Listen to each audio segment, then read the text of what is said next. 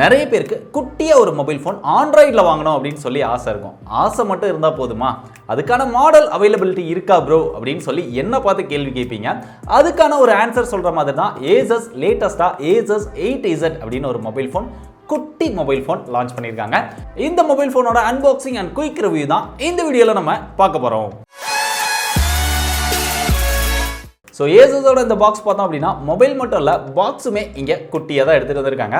ஃப்ரண்ட்டில் பார்த்தோம் அப்படின்னா 8 அப்படிங்கிற மாதிரி ஒரு டிசைன் வந்து கொடுத்துருக்காங்க. மொபைலோட மாடல் எதுவுமே கொடுக்கல. பின்னாடி ஏகப்பட்ட டெக்ஸ்ட் வந்து கொடுத்துருக்காங்க. அதில் சார் வேல்யூ ஹெட்டுக்கு 1.41, பாடிக்கு 1.58 இருக்குது. சார் வேல்யூ கொஞ்சம் அதிகமாக இருந்தாலுமே இந்தியன் ரெகுலேஷன்ஸ்க்கு உட்பட்டு தான் இருக்குது. இப்போ பாக்ஸ் ஓப்பன் பண்ணி அதுக்குள்ளே என்னெல்லாம் இருக்குது அப்படிங்கிறத பார்த்துட்டு வருவோம்.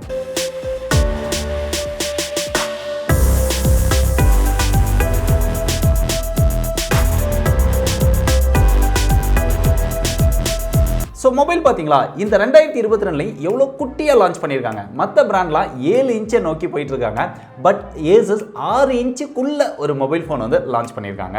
இதோட பிளேஸ்மெண்ட் அப்படின்னு பார்த்தா டாப்ல ஒரு 3.5mm ஜாக் இருக்கு, செகண்டரி நாய்ஸ் கேன்சலேஷன் மைக் இருக்கு, ரைட் சைடில் வால்யூம் அப் டவுன் பட்டன் கொடுத்துருக்காங்க. அதுக்கு கீழே பவர் பட்டன் கொஞ்சம் ஒரு கலர் ஷேட்ல கொடுத்துருக்காங்க. பார்க்கறதுக்கு ரொம்ப ஸ்டைலாக இருக்குது. பாட்டம்ல வந்தா ஒரு speaker, type C charging port, mic, SIM slot கொடுத்துருக்காங்க. அதை ஓப்பன் பண்ணா டுயல் சிம் போட்டுக்க முடியும். ரெண்டு சிம்மே 5G சப்போர்ட் பண்ணும். இங்க டிசைன் அப்படின்னு பார்க்கும்போது ஒரு பெரிய அளவுல ஒரு டிஃபரண்டான டிசைன் பண்ணிருக்காங்க அப்படின்லாம் சொல்ல முடியாது.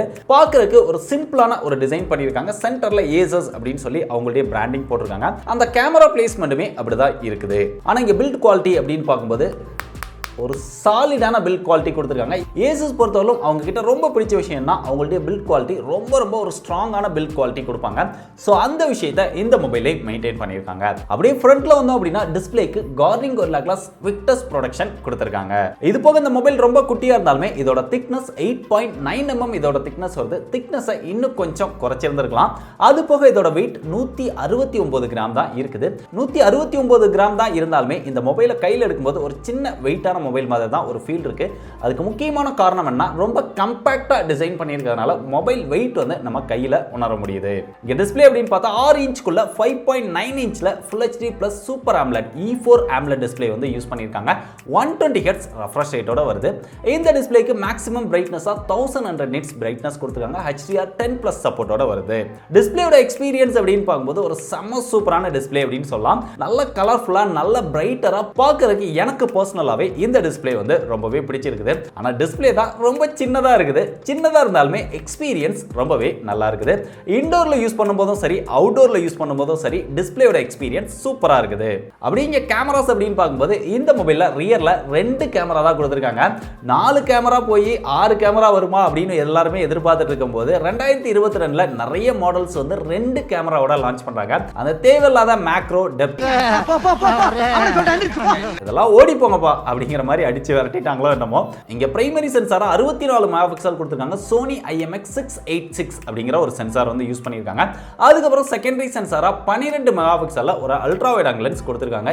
இதுவுமே Sony சென்சார் தான். IMX363 யூஸ் பண்ணிருக்காங்க. அப்படியே இங்க செல்ஃபி கேமரா வரும்போது 12 மெகாபிக்சல் கொடுத்திருக்காங்க. இதுக்கும் Sony சென்சார் தான் யூஸ் பண்ணிருக்காங்க. இதோட கேமரா ஃபீச்சர்ஸ் அப்படின்னு பார்க்கும்போது நார்மலான கேமரா ஃபீச்சர்ஸ் என்னெல்லாம் வருமோ அதுதான் வருது. Slow motion, photo, video, panorama, இந்த மாதிரி டிஃபால்ட்டா என்ன ஃபீச்சர்ஸ் வருமோ அது எல்லாமே வருது. இங்க வீடியோஸ் அப்படின்னு பார்க்கும்போது மேக்ஸிமம் 8K வரைக்கும் நம்மளால வீடியோஸ் எடுத்துக்க முடியும். சோ ஒரு பயங்கரமான வீடியோ குவாலிட்டி இதெல்லாம் சூப்பரா எடுத்துக்க முடியுது. கேமராவோட எக்ஸ்பீரியன்ஸ் அப்படின்னு பார்க்கும்போது அவுட்டோர்ல நல்ல லைட்டிங் கண்டிஷன்ல போட்டோஸ் எடுக்கும்போது நல்ல பிரைட்டா, நல்ல ஷார்ப்பா, நல்ல கலர்ஃபுல்லா, டீடைல்டான போட்டோஸ் வந்து இதுல எடுத்துக்க முடியுது. போட்டோ குவாலிட்டி ரொம்பவே சூப்பரா இருக்கு அப்படின்னு சொல்லலாம். இன்டோர்ல நீங்க டீசென்ட்டான லைட்டிங்ல எடுத்தா கூட போட்டோ குவாலிட்டி ரொம்பவே நல்லா இருக்குது.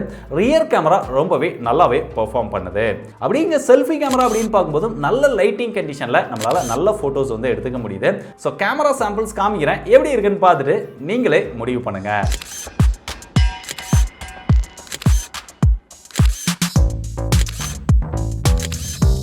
அப்படியே இந்த மொபைலோட பெர்ஃபார்மன்ஸ்க்கு Snapdragon 888 ப்ராசஸர் வந்து கொடுத்துருக்காங்க.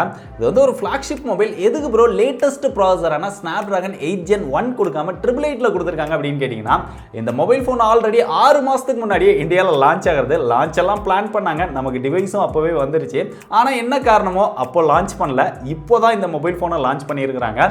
எதுக்காக Asus வந்து டிலே பண்ணாங்க அப்படிங்கிற ரீசன் வந்து தெரியல. அதனால தான் இந்த மொபைல் ஃபோன் வந்து Snapdragon 888 ப்ராசஸரில் வருது. 888 ப்ராசஸரோட பெர்ஃபார்மன்ஸ் ரொம்பவே சூப்பராக இருக்குது. கேம் விளையாடும் போதும் சரி, எந்த இதுலையுமே எந்த ஒரு லேகும் இல்லாமல் ஒரு நல்ல கேமிங் எக்ஸ்பீரியன்ஸ் இதில் கிடைக்குது. அது போக LPDDR5X டைப் RAM யூஸ் பண்ணியிருக்காங்க. UFS 3.1 சப்போர்ட் இதில் இருக்குது. ஆனால் இந்த மொபைலில் ஹீட்டிங் இஷ்யூ இருக்கா ப்ரோ அப்படின்னு நிறைய பேர் கேட்பீங்க. ஹீட்டிங் இஷ்யூ தான் இந்த மொபைலோட ஒரு பெரிய ப்ராப்ளம் அப்படின்னு சொல்லலாம். மொபைல் எடுத்து நீங்கள் கேம் ஓப்பன் பண்ணிட்டீங்க அப்படின்னாலே மொபைல் அப்படியே தகதகன் கொதிக்க ஆரம்பிச்சிருது. மொபைலில் சார்ஜ் போட்டிங்க அப்படின்னாலுமே தகதகன் கொதிக்குது. இல்லை கேமரா யூஸ் பண்ணீங்க அப்படின்னாலுமே மொபைல் வந்து ஹீட் ஆக ஆரம்பிச்சிருது. சும்மா நீங்கள் கையில் வச்சிருந்து நார்மலாக யூஸ் பண்ணுறீங்க, வீடியோஸ் பார்க்குறீங்க, மற்ற விஷயங்கள்லாம் பண்ணுறீங்க அப்படின்னா மொபைல் வந்து ஹீட் ஆகல. அதை தவிர்த்து நம்ம கேமரா யூஸ் பண்ணுறோம், இல்லை கேம் விளையாடுறோம், இல்லை சார்ஜ் போடுறோம், இந்த 3 விஷயத்துக்குமே மொபைலோட ஹீட் பயங்கரமா இருக்குது. வெடிச்சிருமோன்னு பயமா கூட இருக்குது. இந்த ஹீட்டிங் இஷ்யூவை மட்டும் அப்டேட்டோட ஃபிக்ஸ் பண்ணிட்டாங்க அப்படின்னா ஒரு எக்ஸலண்டான பெர்ஃபார்மன்ஸ் இந்த மொபைலில் கிடைக்கும். அடுத்து இந்த மொபைலில் சாஃப்ட்வேர் அப்படின்னு பார்க்கும்போது இதில் Android 11 வந்து கொடுத்துருக்காங்க. ஏன்னா மொபைல் வந்து 5 மாதம் ஆயிடுச்சு, அதை லான்ச் பண்ணதான் ரொம்ப லேட். இவ்வளோ டிலேவாக லான்ச் பண்ணதுனால அட்லீஸ்ட் Android 12 ரோல் அவுட் பண்ணியிருந்திருக்கலாம். பட் இருந்தாலும் இதில் Android 11 தான் இருக்கு. ஓரளவு ஸ்டாக் ஆண்ட்ராய்டுக்கான ஒரு எக்ஸ்பீரியன்ஸ் வந்து இந்த மொபைலில் கிடைக்குது. ஒரு 1-2 ப்ளோட்வேர்ஸ் தான் இதில் கொடுத்துருக்காங்க. ஸோ ப்ளோட்வேர்ஸ் அப்படின்னு சொல்ற அளவுக்கு எதுவுமே இல்ல. சோ ஒரு சூப்பரான சாஃப்ட்வேர் எக்ஸ்பீரியன்ஸ் எப்பயும் கொடுக்குற மாதிரி இந்த மொபைல்லையும் கொடுத்துருக்காங்க.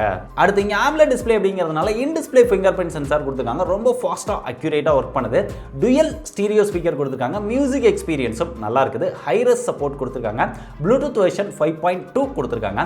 முக்கியமா இந்த மொபைலுக்கு IP68 ரேட்டிங் வந்து கொடுத்துருக்காங்க. அடுத்து இந்த மொபைலோட பேட்டரி கெபாசிட்டி அப்படின்னு பார்க்கும்போது குட்டி மொபைல் அப்படிங்கிறதுனால இங்க 4000 mAh பேட்டரி கெபாசிட்டி தான் கொடுத்துருக்காங்க. 2022ல மொபைல் குட்டியா இருந்தா ஓகே தான். ஆனா 4000 mAh போதுமா அப்படின்னு கேட்டீங்கன்னா பத்தாதடா. கண்டிப்பா பத்தாது அப்படின்னு தான் நான் சொல்லுவேன். பட் உங்களுக்கு 4000 mAh பேட்டரி கெபாசிட்டி குட்டி மொபைலா இருந்தா பத்துமா பத்தாதா அப்படிங்கறத மறக்காம கீழே கமெண்ட் பண்ணுங்க. அது போக இதுக்கு ஃபாஸ்ட் சார்ஜிங் சப்போர்ட் அப்படின்னு பார்க்கும்போது 30 வாட் ஃபாஸ்ட் சார்ஜிங் சப்போர்ட் தான் கொடுத்துருக்காங்க. இந்த ஒரு விஷயம் தான் நம்மள பெருசா டிசப்பாயிண்ட் பண்ணுது அப்படின்னு சொல்லலாம். ஏன்னா பட்ஜெட் செக்மெண்ட்லயே 15000 ரூபாய்க்குள்ளேயே 30 வாட் கொடுக்குறாங்க. பட் இவங்க எடுத்துட்டு வந்த பிரைஸுக்கும் 30 வாட் தான் அப்படின்னா கண்டிப்பா நிறைய பேர் ஏத்துக்க மாட்டாங்க. சோ நீங்க இந்த 30 வாட்டை ஏத்துக்குவீங்களா, ஏத்துக்க மாட்டீங்களா? உங்களுடைய ஒப்பீனியன் என்ன? மறக்காம கீழே கமெண்ட் பண்ணுங்க. ஸோ பேட்டரியோட பெர்ஃபார்மன்ஸ் அப்படின்னு பார்க்கும்போது ரொம்பவே நல்லா இருக்குது. 120 Hz ரெஃப்ரெஷ் ரேட்ல யூஸ் பண்ணாலுமே பேட்டரி வந்து பெருசா ட்ரெயின் ஆகல. ஒரு டே டைமுக்கு உங்களுக்கு பேட்டரி வந்து நல்லாவே நிற்கும். ஹெவியான யூசரா இருந்தா கூட பேட்டரி வந்து உங்களுக்கு ஒரு டே டைமுக்கு நல்லாவே நிற்குது. ஆனா சார்ஜ் போடும்போது தான் சார்ஜரை மாட்டின உடனே மொபைல் வந்து கொதிக்க ஆரம்பிச்சிருது. கை கூட வைக்க முடியல. கடைசி அதோட பிரைஸ் அப்படின்னு பார்த்தா இதுல ஒரே ஒரு ஸ்டோரேஜ் வேரியன்ட் தான் லான்ச் பண்ணியிருக்காங்க. 8+128 43,000 ரூபாய் பிரைஸ் செக்மெண்ட்க்கு சேல் பண்றாங்க. இந்த பிரைஸ்க்கு இந்த மொபைல் ஒர்த்தா அப்படின்னு கேட்டீங்கன்னா இந்த பிரைஸ் ஒரு நல்ல பில்ட் குவாலிட்டி கொடுத்திருக்காங்க. ரொம்ப காம்பாக்ட்டா சின்னதா நிறைய பேர் வாங்கணும்னு நினைக்கக்கூடிய ஒரு டிசைன்ல எடுத்துட்டு வந்திருக்காங்க. டிஸ்ப்ளே எக்ஸ்பீரியன்ஸ் ரொம்ப நல்லா இருக்குது. கேமராவும் நல்லா இருக்குது. பெர்ஃபார்மன்ஸும் 888க்கு என்ன பெர்ஃபார்மன்ஸ் கிடைக்குமோ அந்த அளவுக்கு ஒரு சூப்பரான பெர்ஃபார்மன்ஸ் கிடைக்குது. நீட்டான சாஃப்ட்வேர் எக்ஸ்பீரியன்ஸ் கிடைக்குது. பேட்டரியோட பெர்ஃபார்மன்ஸும் நல்லா இருக்குது. ஃபாஸ்ட் சார்ஜிங் சப்போர்ட் கொஞ்சம் டிசப்பாயிண்ட் பண்ணுது. மொபைல்ல இருக்கக்கூடிய ஒரு பெரிய ப்ராப்ளம் ஹீட்டிங் இஷ்யூ. அதை மட்டும் அப்டேட்ல ஃபிக்ஸ் பண்ணிட்டாங்க அப்படின்னா ஒரு செம்மையான மொபைலா இருக்கும். எனக்கு ஹீட்டிங் இஷ்யூ இருந்தாலுமே பரவாயில்ல, எனக்கு Asusல தான் மொபைல் வேணும் அப்படின்னு நினைச்சீங்கன்னா தாராளமா இந்த Asus 8Z நீங்க ட்ரை பண்ணி பார்க்கலாம். பெஸ்ட் பை லிங்க் வந்து டிஸ்கிரிப்ஷன்ல கொடுத்திருக்கேன். சோ Asus லான்ச் பண்ணிருக்க இந்த Asus 8Z பத்தி நீங்க என்ன நினைக்கிறீங்க அப்படிங்கிற உங்களுடைய ஒப்பீனியனை மறக்காம டீடைலா கீழே கமெண்ட் பண்ணுங்க. இதே மாதிரி நிறைய லேட்டஸ்டான புது கேட்ஜெட்ஸோட அன்பாக்சிங் அண்ட் டீடைல்டான ரிவ்யூலாம் பார்த்து தெரிஞ்சுக்க மறக்காம டெக் படீஸை எல்லா சோஷியல் மீடியாலையும் ஃபாலோ பண்ணிக்கோங்க. டிஸ்கிரிப்ஷன்ல எல்லா சோஷியல் மீடியாவோட லிங்க்கும் இருக்கு. இதே மாதிரி இன்னொரு யூஸ்ஃபுல்லான இன்ட்ரெஸ்டிங்கான வீடியோல சந்திக்கிறேன். பை.